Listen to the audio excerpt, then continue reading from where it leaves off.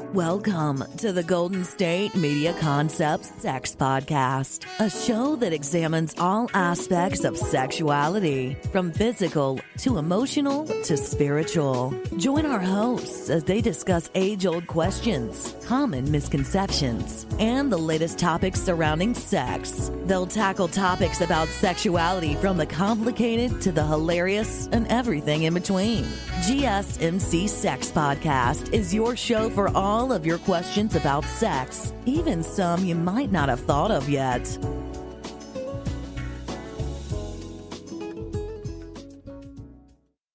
Hello and welcome to Golden State Media Concepts Sex Podcast. I'm your host, John Johnson. I'm talking about the crazy stuff done for sex.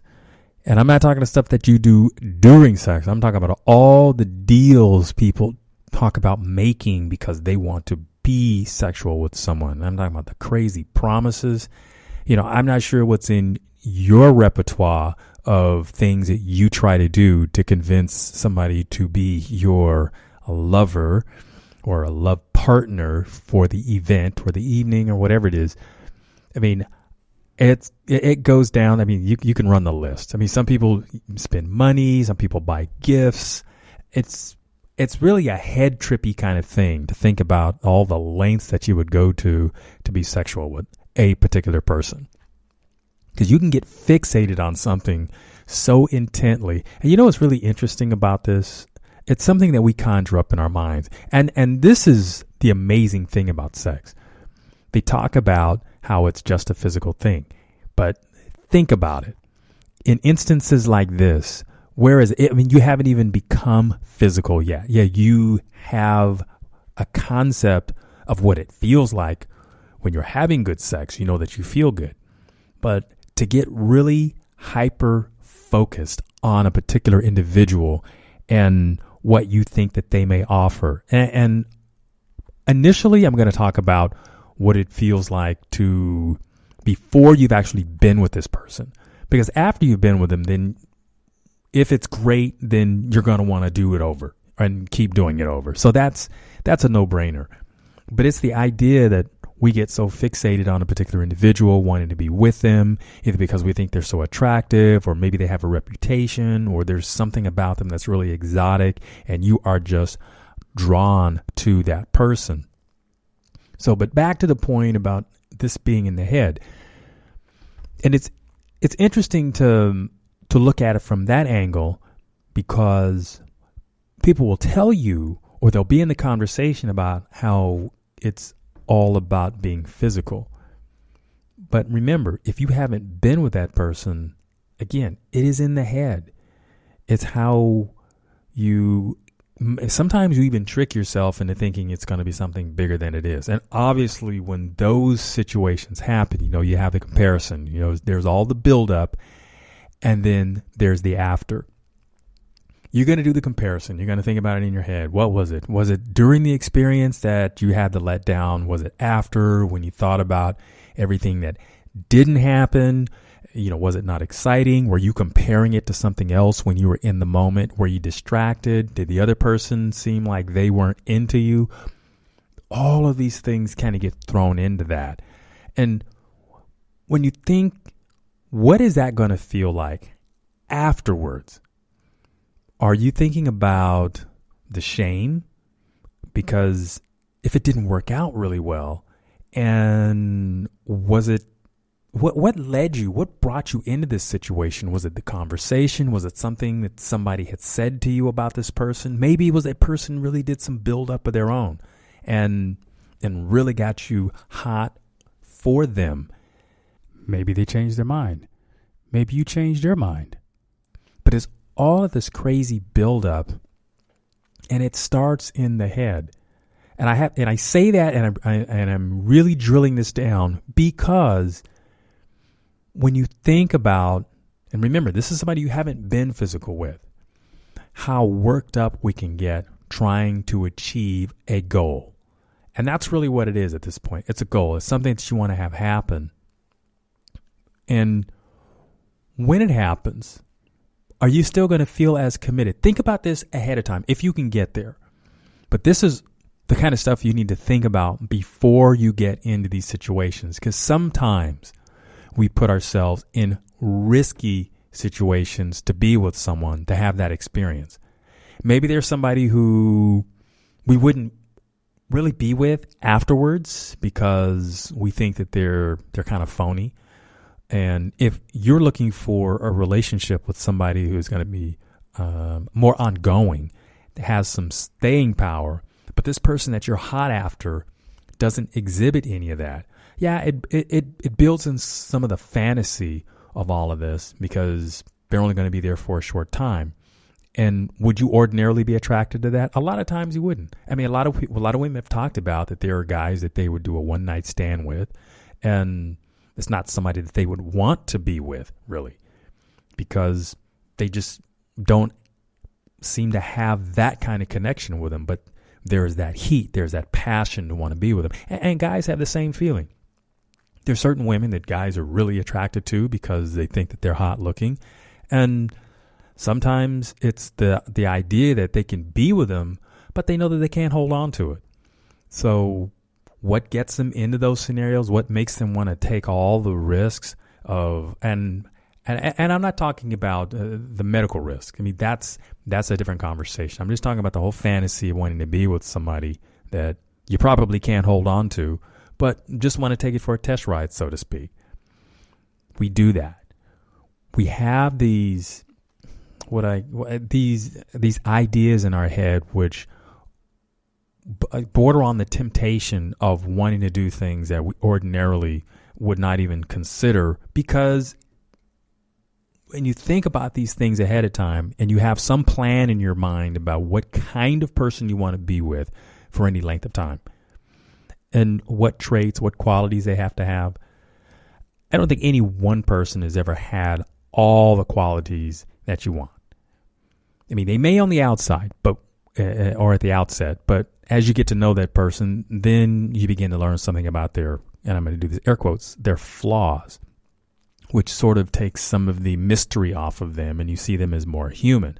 But before you get to that point, you're really fantasizing about this individual, wanting something of them, wanting a piece of them, wanting to have that sexual experience with them. And it's crazy. You are putting yourself through, and now it's crazy, but then does it make you happy? And I think that's one of the reasons why when you're in that space, because it really gets the endorphins going. When you think of the possibility, when you think, wow, this is a possibility, and that's a crazy thing to kind of do. You put off responsibilities, thinking about things you should be thinking about, just so that you can create the perfect scenario with this person. You probably call them and talk sexy talk, so that you sort of build the chance of actually being with them. And guys do this kind of thing a lot. I think once they've gotten the attention of someone that they're really attracted to, that they're really trying to have this sexual experience with, they do all kinds of crazy things. They even think about being romantic when at any other time it might just be an afterthought. Because when you think about how many times have some of these guys really been romantic, what did it take? Probably a huge imagination for them to get outside of the box of the simple stuff. Oh, bring her candy and flowers. Yeah, that's a pretty low bar right there. Candy and flowers. Everybody can think of that. Hey, what's Valentine's Day? It comes every year. And what do they promote? Hey, the people that promote Valentine's Day do a really good job of selling candy and flowers. I mean, they look forward to it. Think about it. Right after, let's say, New Year's, you're going to start seeing the ads dealing with February 14th. Wow, a whole month. I mean, right now, what are we? This is October of 2019, and I'm already seeing Christmas stuff in the stores. Nativity scenes, snowmen, reindeer, that kind of thing. Okay, that's quite a lead up. Think about it. We haven't even had Halloween or Thanksgiving yet. So it doesn't take a lot of imagination to know what to do when it comes to at least having the low bar in terms of a little bit of romance here. Look, I'm looking at the clock. I'm going to have to take a short break. I'm going to come back and talk about some more crazy stuff done for sex. Stay tuned.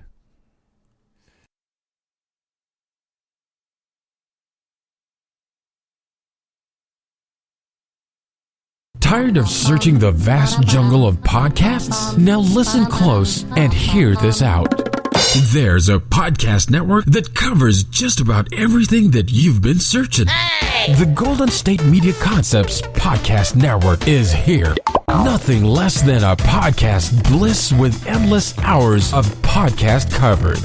From news, sports, music, fashion, cooking, entertainment, fantasy, football, and so much more. So stop lurking around and go straight out to the Golden State Media Concepts Podcast Network. Guaranteed to fill that podcast itch.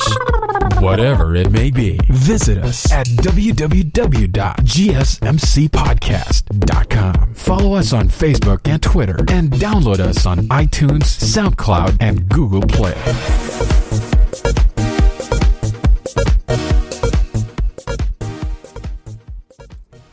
Hey, hello there, and welcome back to Golden State Media Concepts Sex Podcast. And I'm talking about the crazy stuff done for sex. Now, I'm going to tell you, this is a true story. It was relayed to me by a friend of mine. He was on a website and had met a lady through it was a personal ad, and it was an online dating thing. Woman was out of town. She came into town because they had agreed to meet. And from all likelihood, the conversation obviously went really well.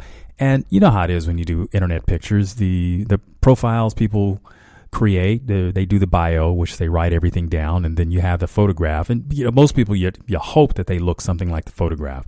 And according to what he says, yeah, she was pretty close. And there was some interest there, some connection. It sounded like there was some physical heat that was quite possible. They had planned the evening to go out. So she had traveled in town. He had business that he was doing here. And the evening was set up. They went to dinner. They had a good time. And, sitting around dinner talking, blah, blah, blah, talking about family and careers and all the things that you talk about that you want to do face to face. And then, the room had been booked. So they knew they were going to be together that evening. And I guess you assume that there's going to be some sexual stuff going on. Obviously, they had great chemistry over the phone. Now, whether that translates into the rest of the evening is something else. Now, one of the things that became very apparent shortly after they started speaking is, now he was a person that didn't really take too kindly to smoking. He didn't smoke. Well, he discovered that she did. Now, there's, boom, strike one. And the other thing was, apparently, she didn't really disclose the fact, because I think the smoking part was something, maybe she was trying to quit. And the second thing was, apparently she drank quite a bit, which was strike two. As far as what you're attracted to, there is in everybody's mindset that there are the core things that they're attracted to, whether it's height, weight, eye color, hair color, body type, those kinds of things. And then there are behavioral things that might make you attracted to somebody or repulsed by an individual. Behavioral things. Here's one. If you're attracted to somebody who's very kind and very soft-spoken, treats people nice, that's something that you can easily be around. Now, if it's a person who, let's say you go to a restaurant and they talk to people in a very rude manner, they could be as attractive as they want to be, but if you don't like people who come off that way, okay, well, there's a strike.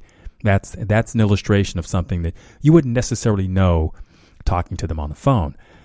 You may get a sense of their personality by how they talk to you, but again, it's when you get into situations that a person's true colors come out. One that I have heard people talk about, time and time again, is especially when you get in a car with someone. With traffic being the way it is in some places, sometimes the traffic can be just really difficult to deal with, and some people aren't very patient. So if you've known this person, been more of a phone buddy, and now you're finally getting into the opportunity to meet this person. You're going to go out, you take the same car, so-and-so, vis-a-vis.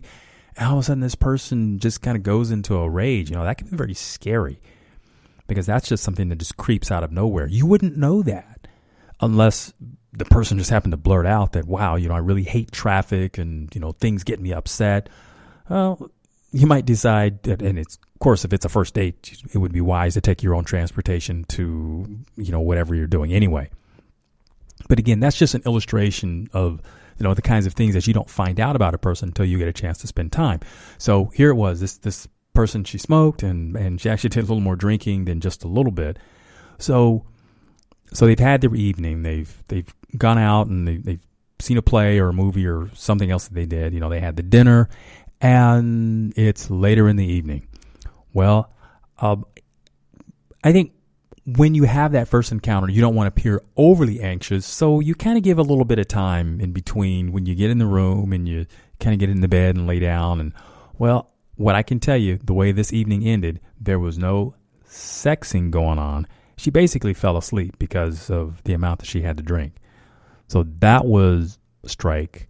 Well, like I said, it was kind of like strike 2 because of the drinking, but it became strike 3 because there was no physical activity happening on either parts. And I don't even know if they went out on another date or if they even discussed it, but I happened to have heard the story at that time when it happened. So here's the crazy thing.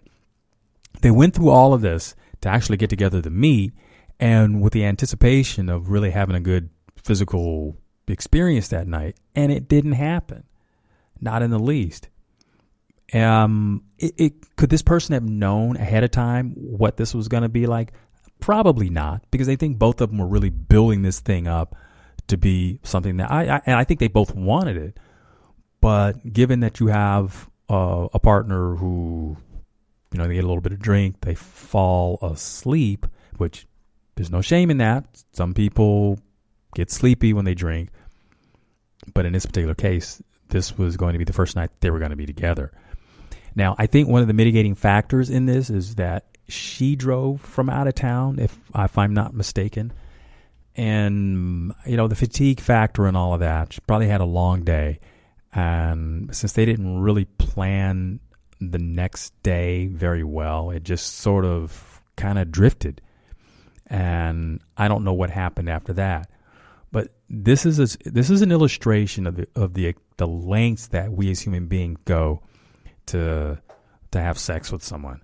I mean, we'll spend tons of money. I mean, I can't imagine that this evening was inexpensive because remember, there was a hotel involved, there was the dinner, which, to say it, on a date with somebody, would you spend the money? Yeah, because you want to have a good time. You want to show somebody a good time. You want to know that you can enjoy things. And I think that's a good thing to do.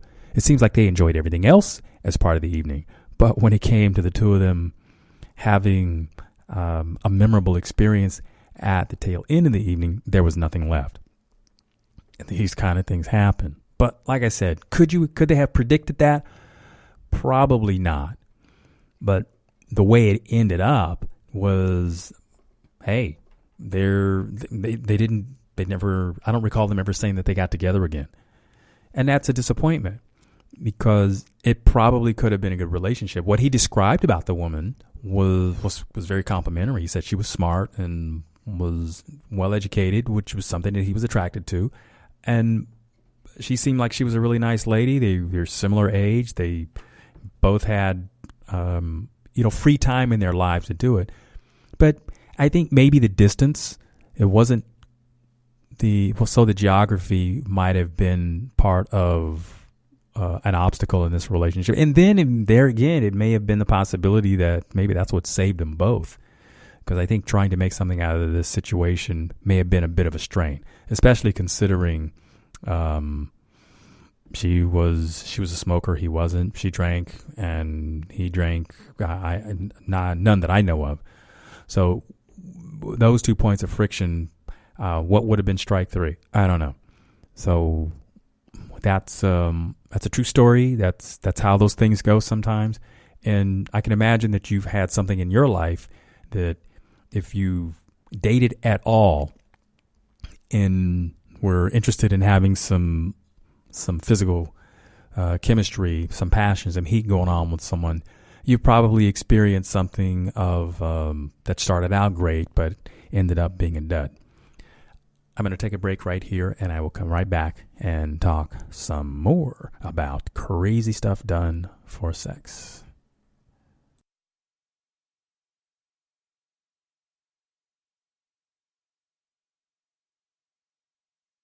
Still on the search of that one true love? On the limbo in this crazy world of dating, marriage, relationships? Well, listen to the Golden State Media Concepts Relationship Podcast, your one-stop podcast for everything about relationships.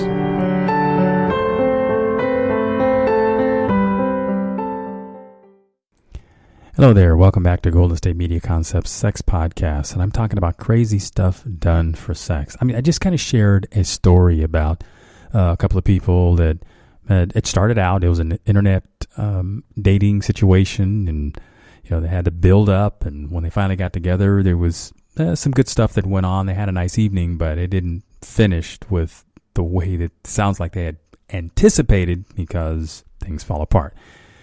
So was it crazy? I mean, it wasn't like you were, skydiving or something like that, and then kissed in the midair and then landed with their parachutes and said, "Oh," but it's something that had quite a bit of buildup.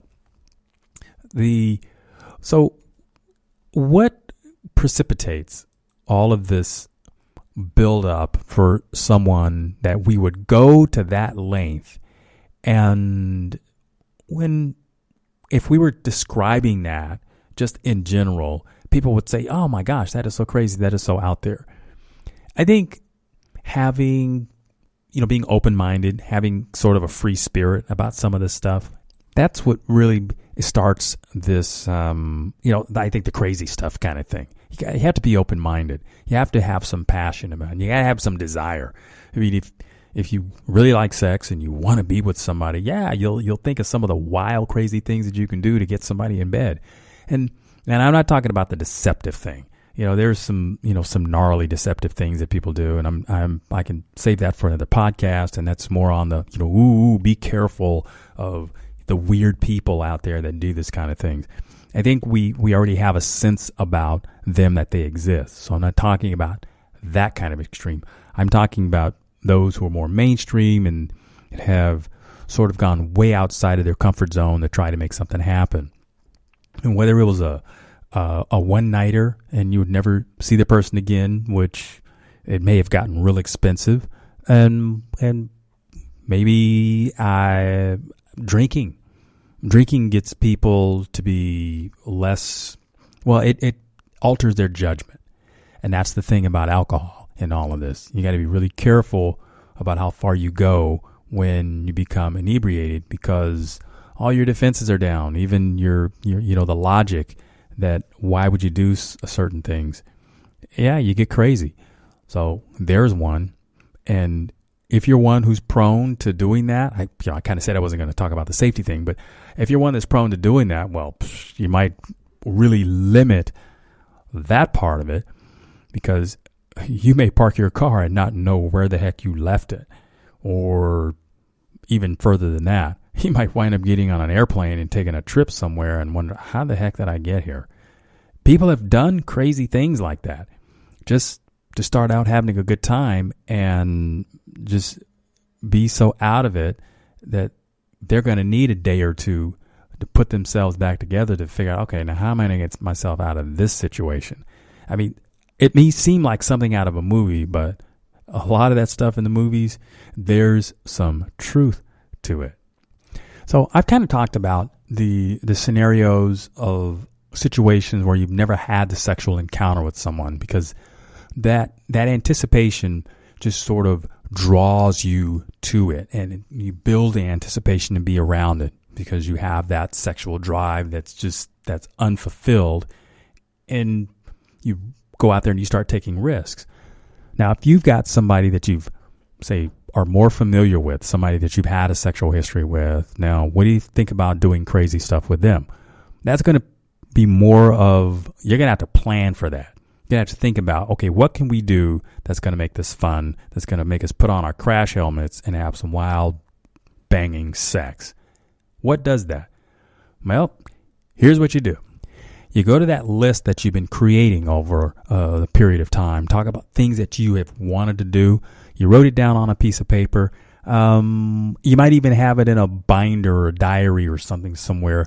Pull that thing out and start looking at some of the things that you talked about before in your mind. Now, if you're a person who's kept a diary and you've done some wild things, well, you don't have to tell your new partner or the person you're with now what you've done in the past. Of course, if they already know, then they already know.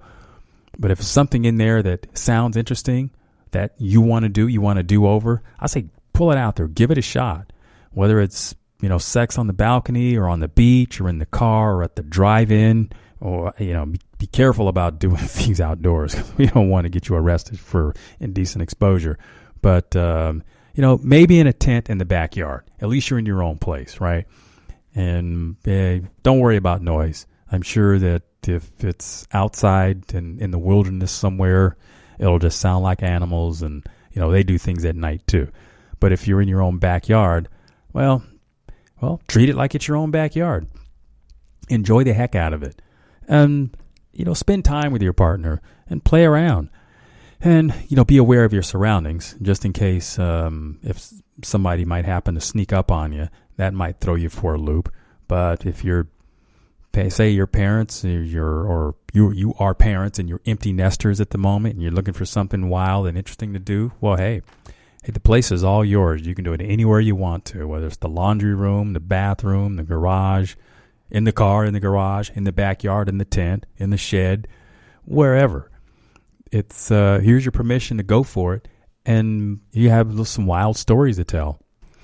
Be mindful that if you do anything outside, there's lots of people with cameras and things, so you don't want to necessarily be remembered for that. So don't go to the office and do things on the copier machine, because it's not the copier machine you're going to be worried about. It's that security camera that's up in the corner that's watching everything that's going on. I mean, unless you own the building and you know where all of that stuff is.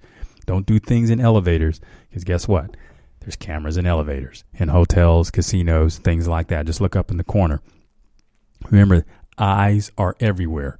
But if you don't care about that thing, I mean, granted, this stuff is done all the time, but how do you want to be remembered? You'd rather not be remembered because security showed up and escorted you out of the place. That's it'll be the crazy stuff done for sex, but you'll be remembered. And maybe not in the shiniest way that you could do that. Now, me, nope, I've never done anything like that, and not likely to do that because I don't want to be remembered for such. But I'm just here talking about it, trying to get you to open your mind up as to, some fun things. Remember, engage yourself in the thought and the happy thought of having wonderful sex with your partner. If you think about some of the crazy stuff, think outside of outside of the box. Most people are pretty, if your sex, what you consider to be pretty tame, has been your existence, then it's time to shake it up a bit and make it interesting for your partner. And if they happen to raise their eyebrows and think, oh my, what's going on here? I think that's a great start. Again, the crazy stuff done for sex. So, one other thing, look, love knows no bounds. So it doesn't matter what your age is when you start experimenting with this. It might be a do-over. It could be a rekindling of some passion that had been there at one time and you're just looking for permission to try something different. Here it is. And if you're new with your partner, then, hey, start out. Have fun. Have conversations about this and make it interesting for both of you. There's books. You can try positions. You can try places, but give it a shot and make it something that's going to be memorable for the both of you. You see that? Memorable for the both of you. That's what it's about. I'm John Johnson. This is the Golden State Media Concepts Sex Podcast. I want to thank you for listening. You've been listening to the Golden State Media Concepts Sex Podcast, part of the GSMC Podcast Network. You can find this show and others like it at www.gsmcpodcast.com. Download our podcasts on iTunes, Stitcher, SoundCloud, Google Play, or anywhere you find podcasts. Just type in GSMC to find all of our shows from the GSMC Podcast Network. From sex and relationships to health and wellness, life and happiness, and even weird news. You can also follow us on Twitter and Facebook. Thank you, and we hope you have enjoyed today's episode of the Golden State Media Concepts Sex Podcast.